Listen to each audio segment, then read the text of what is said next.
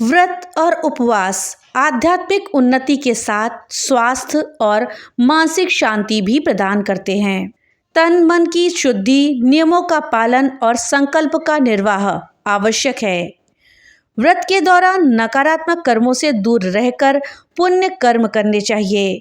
उद्यापन के बिना व्रत निष्फल माना जाता है, इसलिए विधिपूर्वक उद्यापन भी करने चाहिए।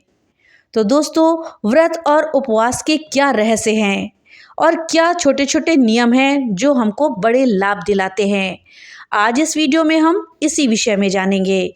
इस जानकारी के लिए वीडियो में हमारे साथ अंत तक बने रहिएगा, जिससे कि आपको सही और सटीक जानकारी प्राप्त हो पाए। नमस्कार दोस्तों, राधे राधे। आपके हमारे अपने चैनल ज्ञान शास्त्र में आप सभी का स्वागत है। दोस्तों, व्रत उपवास से जुड़े सरल नियम न केवल आध्यात्मिक उन्नति का माध्यम है, बल्कि स्वास्थ्य, मानसिक संतुलन और इच्छित फल की प्राप्ति में भी सहायक सिद्ध होते हैं। व्रत धारण करते समय तन और मन दोनों की शुद्धता आवश्यक है। व्रत में सफाई का पूरा ध्यान रखना चाहिए और वस्त्र भी साफ सुथरे और स्वच्छ होने चाहिए। व्रत का पूजन स्वच्छ और मनोरम स्थल पर करना चाहिए। व्रत पारण के दौरान संकल्प पर विशेष जोर दिया जाता है। व्रत रखने के लिए 24 घंटे पहले से आहार विहार और चित्त की एकाग्रता का पूरा ध्यान रखना चाहिए।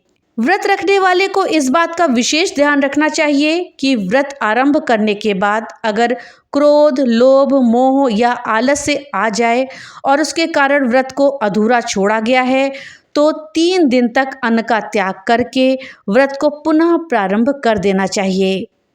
अगर आपने संकल्प लिया है तो यथासाध्य उसका पालन जरूर करें।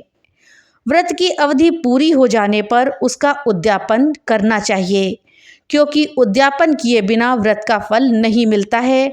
ये व्रत निष्फल होता है। अक्सर लोग व्रत उपवास के एक दिन पहले अधिक से अधिक भोजन ग्रहण कर लेते हैं, जिसका उनके स्वास्थ्य पर बुरा असर पड़ता है। धर्मशास्त्रों में इस तरह की परिपाटी की निंदा करी गई है। व्रत के दिन बालों या शरीर पर तेल या उपटन का प्रयोग करना भी वर्जित होता है। व्रत के पहले और पारण के समय तली चीजें ग्रहण नहीं करी जाती हैं। व्रत की अवधि में नाखून काटना भी वर्जित है।